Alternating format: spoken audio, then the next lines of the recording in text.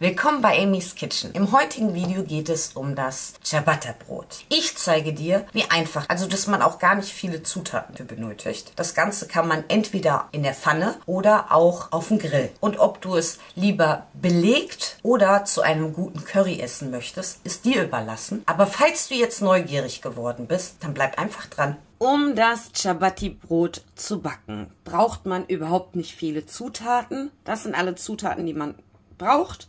Da haben wir einmal Joghurt, Mehl, Wasser, Salz und Öl. Normalerweise bekommt man beim Market ein ganz bestimmtes Mehl, womit man die Ciabattis normalerweise macht, also den Teig herstellt. Aber das Ganze funktioniert auch mit 1050er Mehl, was ihr überall im Supermarkt eigentlich bekommt. Ich zeige euch das jetzt mit dem Mehl. Damit funktioniert das auch wunderbar und schmeckt fast identisch genauso gut. Alle Mengenangaben schreibe ich wie immer unter das Video in die Beschreibung, falls du auch Lust bekommst, das Brot nachzubacken. Dann würde ich sagen, ich leg los, ich zeige, wie ich das mache. Als allererstes kommt das Mehl in eine große Rührschüssel. Dann kommt der Joghurt mit rein, danach das Öl. Danach das Salz. Jetzt ist es wichtig, erstmal einen kleinen Teil Flüssigkeit mit hinzuzutun, weil manchmal nimmt ja der Teig ein bisschen mehr und ein bisschen weniger Wasser. Das ist ja abhängig von der Qualität vom Mehl. Ich mache jetzt erstmal nur einen kleinen Teil Wasser hinzu und verknete das erstmal. Das Ganze kann man übrigens auch in der Knetmaschine machen. Ich habe mir gedacht, ich mache das jetzt erstmal so, dass ich das mit der Hand knete. Nach etwa ungefähr so um die 5, 7, 8 Minuten kneten sollte der Teig so schön geschmeidig sein. Dann ist das Ganze auch schon fertig. Sollte das Ganze 30 Minuten ruhen und das Ganze natürlich abgedeckt. Am besten macht ihr das mit so Klarsichtfolie.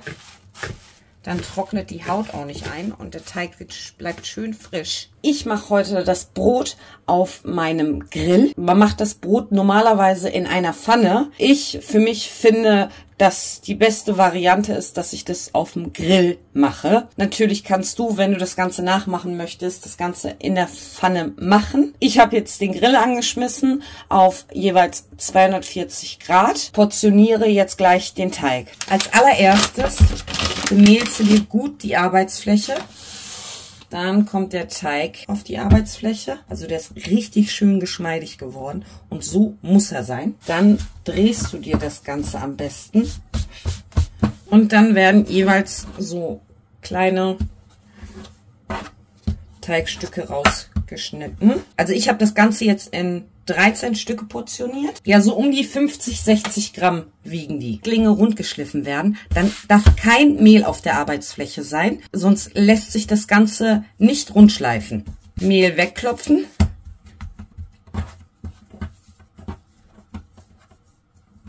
Zusammenrollen und drehen. Ich mache es nochmal langsam. Und dann bekommt ihr so richtig schöne, runde Kugeln. So, ich habe mir jetzt hier so eine Fläche vorbereitet, wo ich dann drunter ein Bäckertuch habe. Du kannst natürlich auch ein Küchentuch benutzen, macht überhaupt gar keinen Unterschied. Eignet sich super, also wenn man regelmäßig Brot backt, das ist ein Leintuch. Da trocknet das Ganze auch nicht so ein, klebt auch nicht da dran. Da kommen dann die Teiglinge drauf, oben verteilt, so wie ich das jetzt gerade habe. Dann habe ich hier aus einer ganz normalen Gefriertüte, die habe ich auseinandergeschnitten und lege das Ganze dann da drauf. Das hat den Vorteil, dass das Ganze gar nicht eintrocknet. Jetzt rolle ich das Ganze aus, dann wandert das direkt auf den Grill. Den Ciabatta drückst du so leicht mit den Händen aus. Da kommt dann eine gute Portion oben Mehl drauf. Dann drehst du dir das Ganze um. Dann kommt auch nochmal richtig viel Mehl drauf. Dann wird das Ganze schön ausgerollt.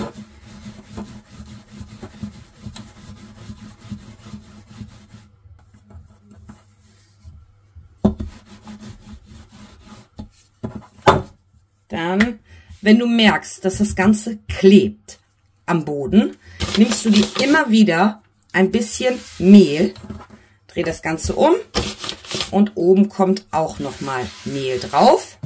Und dann wird weitergerollt. Bis du genau die Größe hast, die du haben möchtest. Bei mir ist es jetzt ungefähr so. Ich weiß nicht, ob man das... Ich hoffe, man sieht das. So. Und sehr dünn ausgerollt. Ich bereite mir jetzt jeweils 3 Stück vor. Und dann wandert das Ganze hier auf dem Grill. Und das zeige ich dann auch nochmal.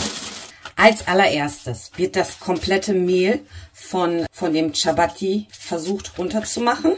Die Platte ist wirklich sehr, sehr heiß. Ich nehme auch gerne den Grill, weil ich 2 Stück dann da drauf machen kann.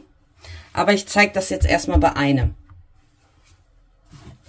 Ein Tuch brauchen wir auch. Wenn das Ganze dann so weit angetrocknet ist, dreht ihr das Ganze um. Und dann drückt man jeweils so drauf. Und das Ganze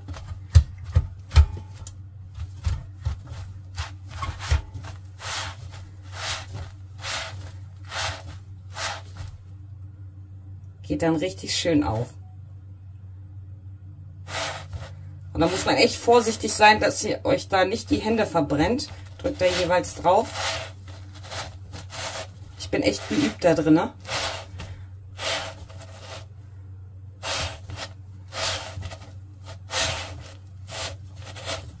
Das Ganze wird nicht jedes Mal so dick. Also nicht wundern, wenn man das zu Hause macht, dann passiert das halt nicht bei jedem Teig, den man halt drauf tut in die Pfanne.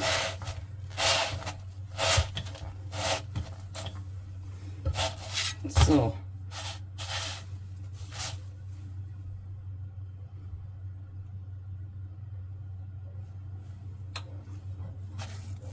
Das Brot geht auch ganz schnell, wird's fertig.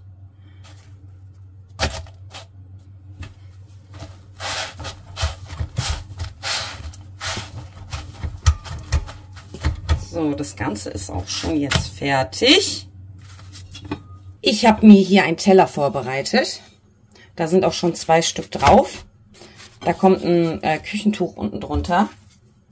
Und dann kommen die Chapatis mit einem Deckel oben drauf. So, jetzt noch ein kleiner Tipp. Das Ganze wird sehr, sehr trocken. Um dass es nicht zu trocken wird, nehmt ihr euch eine Sprühflasche und sprüht das Brot nochmal ein. Direkt, wenn das eigentlich vom Grill runternimmt. Ich habe das jetzt nicht gemacht, weil ich euch die einzelnen Schritte zeigen wollte. Und sprüht das Ganze ein.